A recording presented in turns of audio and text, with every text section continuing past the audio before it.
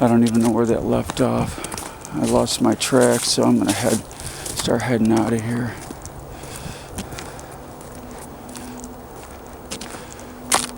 I don't even know if it's the leader of the bigger gang of older guys was tempting me and showing me how to do this, and I was really interested in it. I wanted to be a part of them guys. So to me, they were the coolest.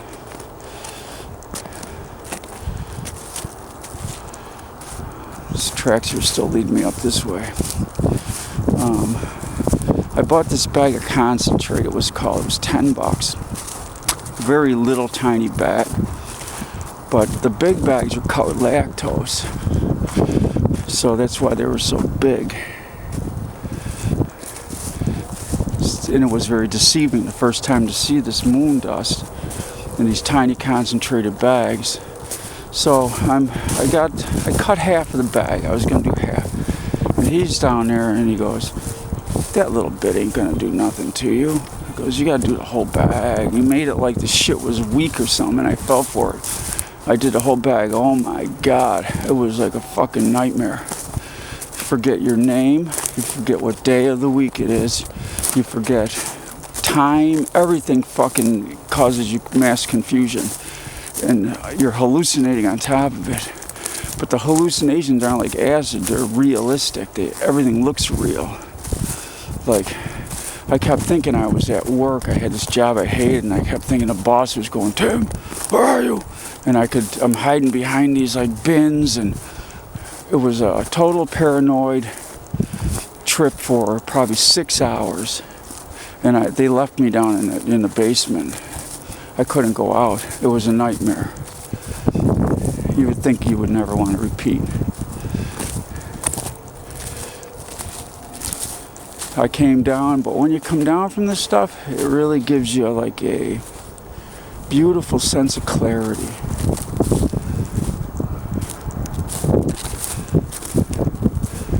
Which is where the hook comes in. That's what hooks you. The clarity.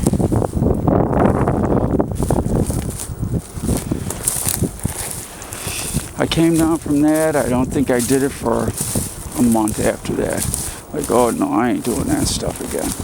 And I went back to doing the hits, and I started doing more and more hits together. And I built up the resistance, or the knowledge, the experience to handle it, like learning to ride a horse. And I remember people doing it after I had learned that, and watching them go through the like, what's my name? What's my name? What day? What time is it? Where am I? You know, and that total confusion went away. And like that overwhelming feeling that you're lost is what you got out of it.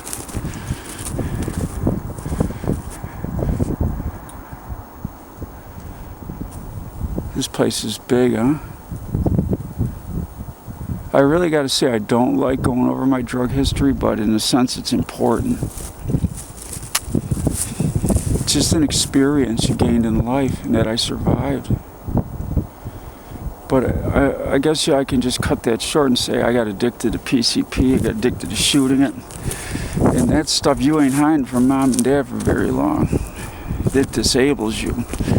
But the depression, when you come down from that stuff, the depression is so bad that the only way to get rid of it is to do more.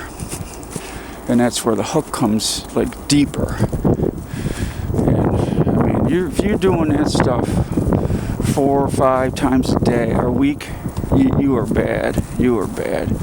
You lost so much weight on it, like skeleton. I weighed, and when I was, let's see, before I turned 19, you know, my mom was bugging out, and she was screaming how skinny I was, and like, I really didn't realize it. And then I weighed myself for the first time in a long time, and I weighed 99 pounds.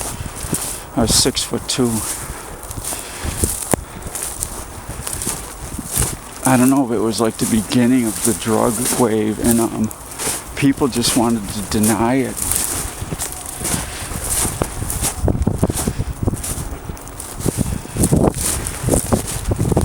It's nice when you come out here when it's like this, you know that no one else is out here.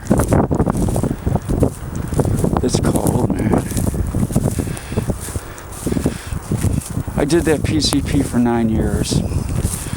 I did it real heavy from, I'd say, 18 years old. When I hit 21, I got hepatitis and it slowed me down a lot. I got arrested for a burglary.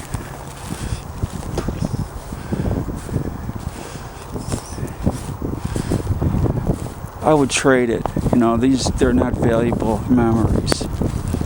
And truthfully, I really don't I don't ever ponder my life before I'm 18 because that shit made me feel disgusting, and a lot of other things that happened in my life were horrible at that time.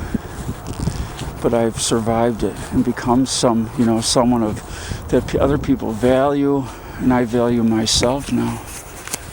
You know, methadone's the way it is, man. I've got a clear head, pretty clear head. I forget things like everybody else, but 300 trips, acid trips, and probably 500 PCP trips at least, maybe more, probably more. I can't believe I didn't get sick or something.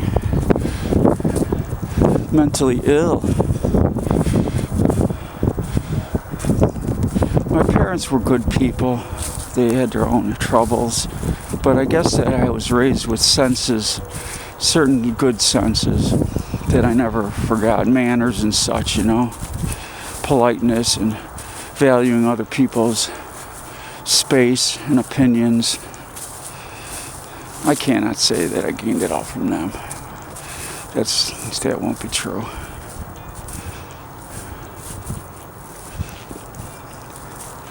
But that stuff was a very hard thing to get off. But what I did was I ended up becoming paranoid. I started doing Valiums, which were a big drug at the time.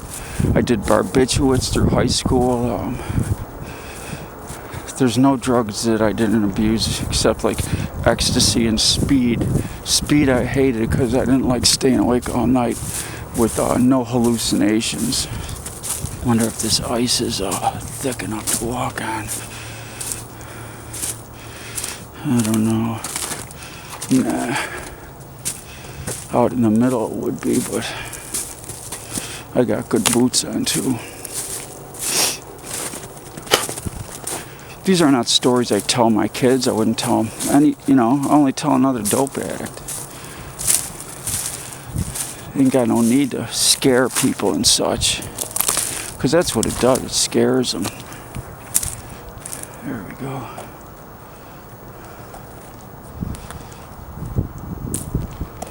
Always easier to cross the ice and walk through that stuff.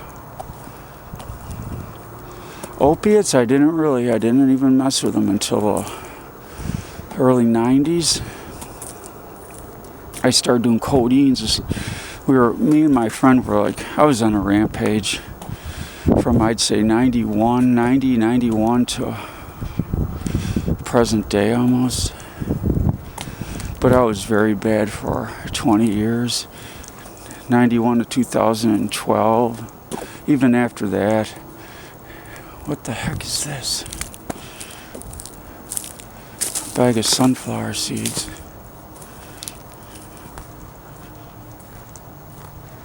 What is this? It wasn't worth it. Cheeto bag. I'm not going to take it or nothing, but litter like that, stupid.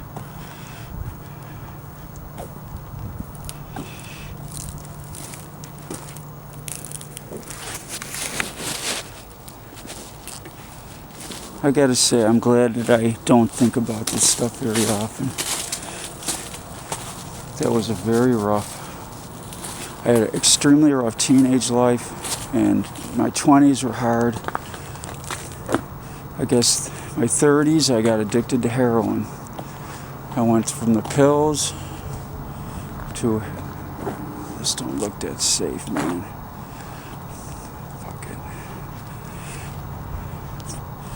I got addicted to Valiums really bad, like 10 a day, 100 milligrams a day, because I had a connection for them for like 30 cents a piece. And it just built and built and built. I got turned into a drunk, benzos, and I got off the benzos with I went from like say 80 milligrams of Valium a day, I started taking 40 milligrams of Valium and then 4 Lortabs to start off. And of course, you know what happens with those stupid things. You get out of hand, and I got hooked on Dilaudids from a relative that was sick with cancer. And then when he passed away, I got addicted to heroin. I was 93, went crazy on it. I got off at 96, went back on it in 99. I got off it again in 2001. I went back on it. And let's see, I went on methadone in 2001, 2005. I went off it. I gotta say, I gotta cut it off. This is like downing me out. In any case, I'm clean now. I'm free. And it's really, really good.